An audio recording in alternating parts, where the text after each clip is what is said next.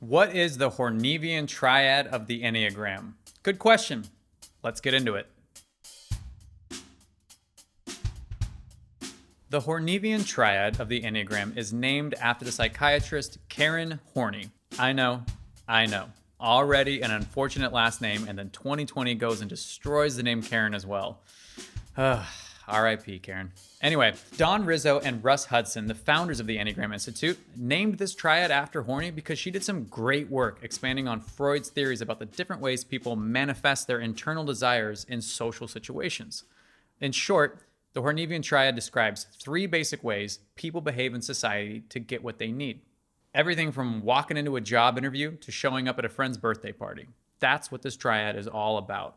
And it's so foundational to how we see ourselves and how other people experience us that this triad can often be the main reason people misidentify their Enneagram type.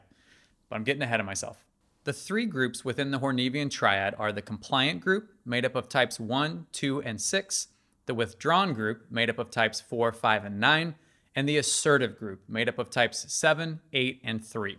And like I said a moment ago, personality types in the same Hornevian group will tend to look and feel similar to each other. So depending on how self-aware a person is, they may be more likely to think they're a different type because of the way people respond to them in their current social setting, be it working at a strict company or living in a chaotic home. These external social influences put pressure on us to see ourselves through the eyes of our closest friends, family, and coworkers. So, for example, some of the most popular misidentifications are 3s testing as 7s, 1s and 2s testing as 6s, and 9s testing as 4s, and vice versa. Your friends and family may even pour gasoline on the fire by saying you're totally like a different number than you actually are because of the similarities of your Hornevian group type. That's why it's so important to spend lots of time reflecting on our core desires and core fears, because only you know what's truly driving the behaviors that people around you are experiencing.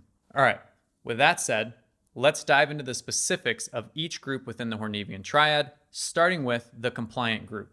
The compliant group gets its name because people in this group comply with people to get what they need. Compliant types believe it's best to go along with the rules or current authority structure to thrive in the world. They are plagued by the word should and the voice of their conscience telling them to be respectful and moral in all situations. Sometimes if their best behavior is not rewarded, they get arrogant and judgmental about other people who don't behave appropriately, yet somehow still find success and affirmation. And I know I'm very guilty of that. Type 1 reformers may actually comply with the rules as a subversive way of proving how inadequate and stupid the rules are. Ones naturally think that they could refine the process if only they were in charge. However, they have a deep need to be seen as flawless and respectful, so they'll only challenge structures and authority figures if they feel deeply secure in who they are as an upstanding, moral person. Ones typically need a solid support network if they're going to break social norms or speak out publicly against an authority. Now, 2s walk into a room and immediately have a radar for where the biggest needs are. 2s more readily take on their role as just another team player. However, their pride tells them that their title will never match the true value they bring to everyone around them. 2s comply with structures that allow them to be needed and will sacrifice their ambition or opinions for the sake of maintaining a secure, supportive role. 6s are the most traditionally compliant of all the 3 compliant types. They comply because they're afraid and insecure about being on their own. They like being inside the safety net of a large structure or institution and typically do whatever they have to do to ensure their place within it. They may seem confident or even daring on the outside, but this usually stems from the feeling of pride in their association with a stronger or more prominent group. I'm hearing USA chants in the background right now. All right, let's talk about the withdrawn group. Withdrawn types get their name because they move away from people to get what they need. They withdraw from stress and adversity because their subconscious thoughts, feelings, or instincts build up and eventually overwhelm their sense of peace. Type 4s actually long for attention, but don't like to fight for it. They'd rather attract people by being unique or mysterious. They often don't feel truly seen since they have a romanticized internal narrative going on all the time that they need others to feed into. And most people tend not to. And if others aren't feeding into their narrative, 4s either lament publicly to elicit pity and attention of others, or they simply do the old Irish goodbye and leave without a peep. Type 5s are withdrawn because they just have a very small social gas tank when it comes to any situation. They see relationships and people as threats seeking to steal their precious resources, which most of the time is just their physical and mental energy. However, they may actually enjoy a social gathering if they have a defined role to play, whether it's having a clear conversation topic with a clear ending time, like a book club or something, or providing a service like taking photos at an event. But the more ambiguous the social situation gets, or the newer the faces are, the quicker the 5 will think about leaving the group behind and finding a quiet space to recharge. Type 9s may surprise people by being withdrawn types because they're so easy to get along with and they always seem down for whatever the group is doing. However, 9s withdraw in a much more subtle manner than 4s and 5s. 9s tune out the world around them while still remaining pleasant and positive on the surface. They may be laughing along with the group all night, and when the question arises of, hey, should we have one more or call it a night?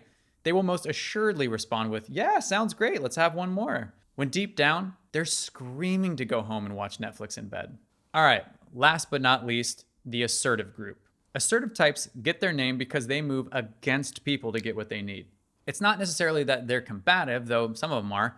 It's just that they believe the solution to their social problems is to show up bigger or more often.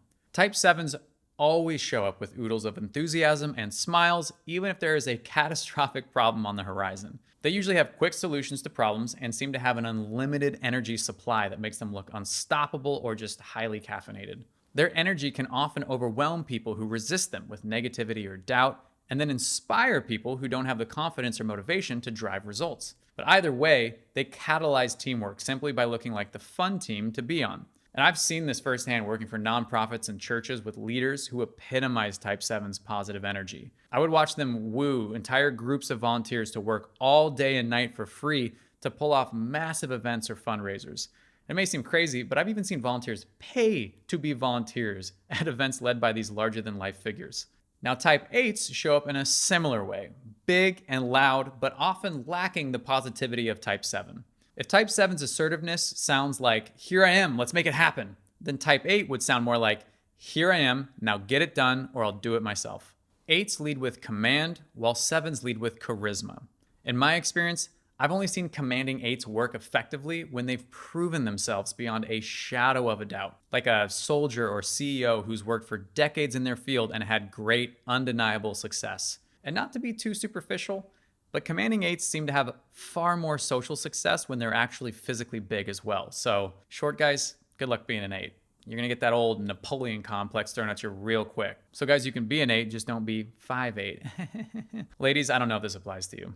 All right, last but not least, Type 3s. 3s look a bit different than other assertive types because they rely on the approval, affirmation, and attention of groups as a whole. They would much rather earn their way to the top or be elected from within the group rather than show up and immediately be top dog like 7s and 8s would prefer.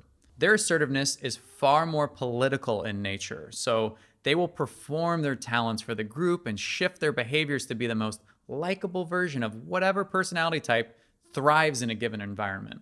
They want to be remembered and revered. 3s want no part of being feared or looking overly enthusiastic if the group doesn't value charisma for charisma's sake. 3s believe if they can just have a conversation with you in person, you'll love them. And thus, their social problems will be solved by asserting their physical presence. Okay, that's a good overview of each group within the Hornevian Triad. Don't forget, there are 2 more triads within the Enneagram, the Harmonic Triad and the Triad Centers. So if you haven't watched those videos yet, be sure to check them out. But that's a wrap on this episode. If you enjoyed it, please like, share, and subscribe. As always, I'm your host, Colton Simmons, and I'll see you next time on You've Got a Type.